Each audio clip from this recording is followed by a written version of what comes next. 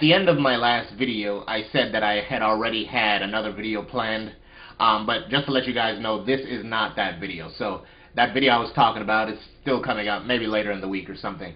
But in this video, I just wanted to talk about heel versus heel world title matches, or bad guy versus bad guy world title matches. There are three that automatically stick out in my mind.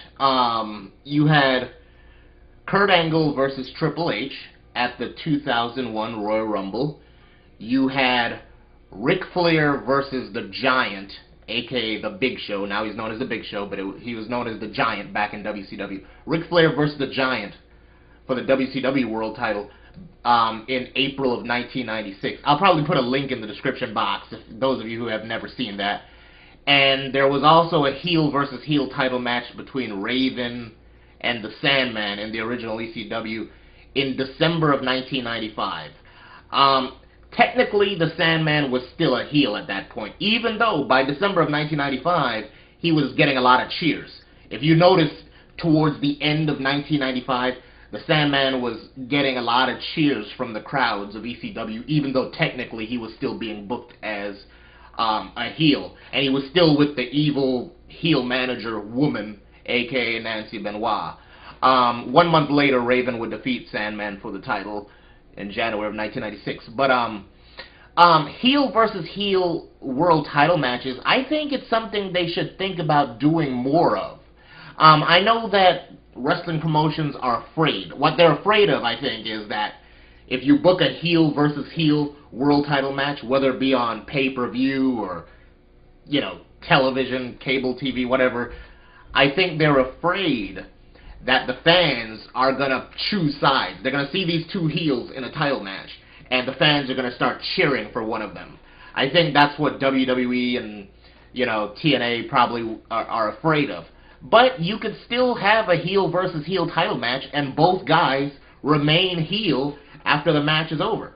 Okay, look at, like I said, I'm going to put it in the link in the description box. Ric Flair versus the Giant, a.k.a. the Big Show, in WCW, April of 1996.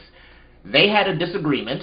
Then they had a title match. Ric Flair was the WCW champion. He put the title on the line against the Giant. Ric Flair got the Giant in the figure four leg lock. The Giant just sat up and just reached over, grabbed Ric Flair by the neck.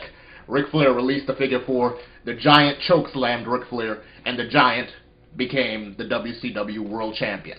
Okay, so that was the Big Show's first world title reign when he was the Giant.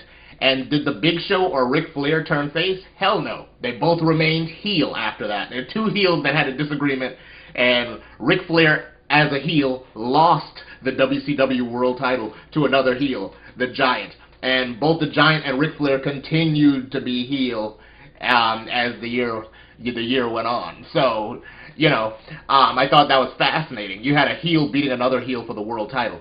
The other two heel versus heel matches that I mentioned, there was no title change. Kurt Angle versus Triple H at the 2001 Royal Rumble.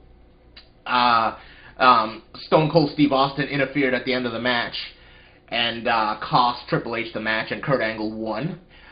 Kurt Angle and Triple H continued to be heel after that match. And in ECW, Raven versus the Sandman in December of 1995.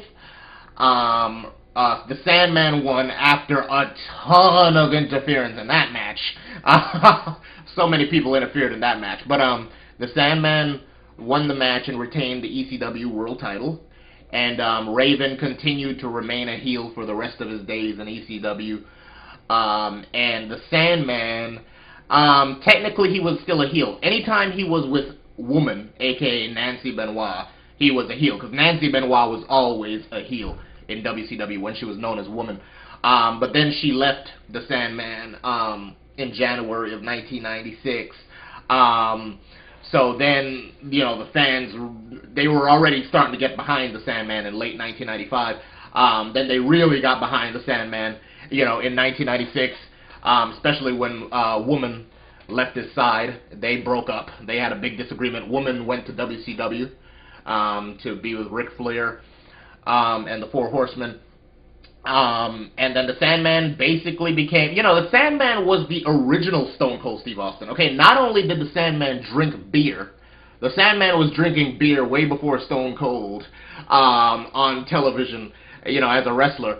The Sandman, even though he was booked as a heel, the ECW fans started to cheer for him anyway, eventually, starting in late 1995. And a similar thing happened with Stone Cold Steve Austin in 1997. So, so the Sandman was like the Stone Cold before Stone Cold, like the anti-hero kind of thing.